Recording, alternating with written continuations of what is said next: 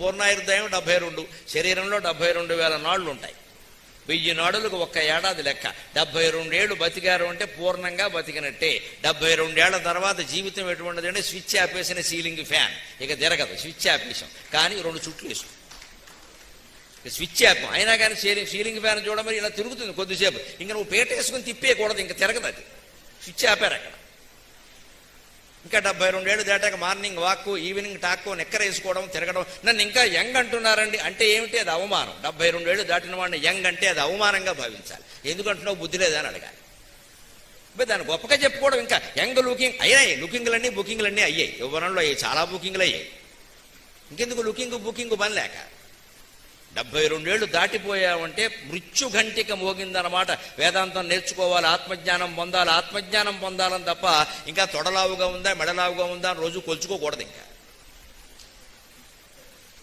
అప్పటికైనా ఆత్మజ్ఞానాన్ని గురించి ఆలోచించకపోతే ఎప్పుడు ఆలోచిస్తామండి? ఏ వయస్సుగా ముసరంటారు? మరి ముసలితనానికి ముసలు ఉండాలి కదా.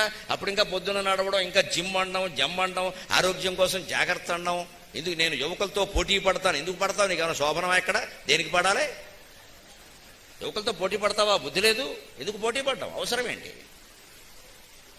యువకులతో పోటీ పడుతున్నామంటే మనం ఉన్న స్థితిని అంగీకరించడానికి సిద్ధంగా లేవన్నమాట. జీవితంలో దుఃఖానికి మొత్తం ఇదే కారణం అండి.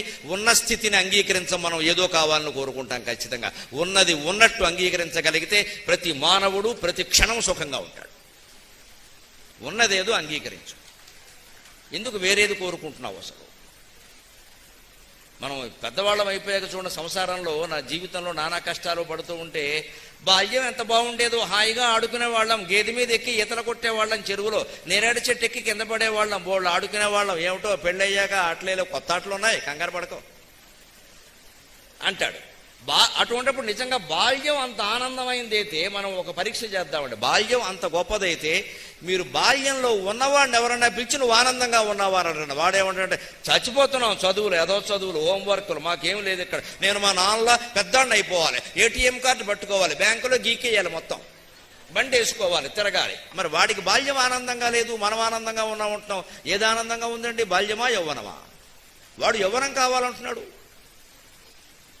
బాల్యంలో ఉన్నవాడు యవ్వనం కావాలంటున్నాడు, యవ్వనంలో ఉన్నవాడు మళ్ళీ బాల్యం కావాలంటాడు. అంటే ఏది ఆనందంగా ఉంది? ప్రపంచంలో ఏది ఆనందం కాదు, ఏది దుఃఖదాయకం కాదు. అంతా నీ దృష్టిని బట్టి ఉంటుంది. సరిగ్గా చూడగలిగితే ప్రతిదీ ఆనందమే, ప్రతిదీ ఆనందమే. అదే నిత్య జీవితంలో వేదాంతం. ఆ వేదాంతాన్ని మనం నిత్య జీవితంలోకి తెచ్చుకోవాలి. ఎందుకు? 40 ఏళ్ళు వచ్చే ఆడవాళ్ళకైనా మగవాళ్ళకైనా, ముఖ్యంగా ఆడవాళ్ళకి 40 ఏళ్ళు దాటాయి. ఇక్కడ కొంచెం మడత వస్తుంది, ఇక్కడ పేచీ వస్తుంది, రానియండి, దానికి ఏం చేయకండి, బ్యూటీ క్లినిక్ వెళ్ళకండి, 3000 ప్యాకేజీ, 6000 లీకేజీ, దరిద్ర పని అంటారు. ఎందుకు వెళ్ళాలి? పని ఏంటి? అబ్బాయి ఎవరో కనిపించి ఆంటీ అనగానే అప్పుడే ఆంటీ అంటున్నారు. అంటే ఏమైంది?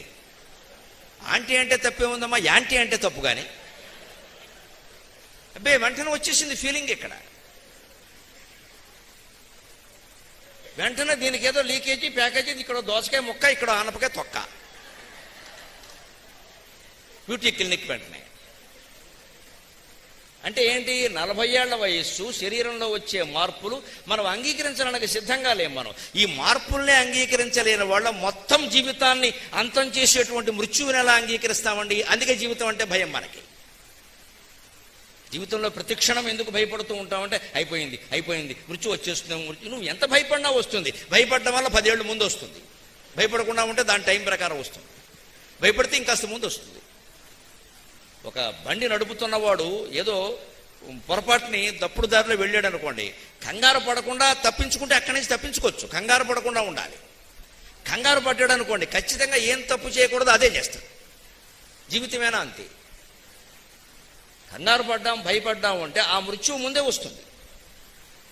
నువ్వు భయపడినా, కంగారు పడినా, ఏం చేసినా, 100 సత్యనారాయణ వ్రతాలు చేసినా, 100 సార్లు శ్రీశైలం శిఖరం చూసినా మృత్యువు తప్పదు అన్నప్పుడు దానికి భయపడాల్సిన పని ఏమిటి? ఎలాగూ తప్పదు కదా. భయపడితే ఆగుతుందా?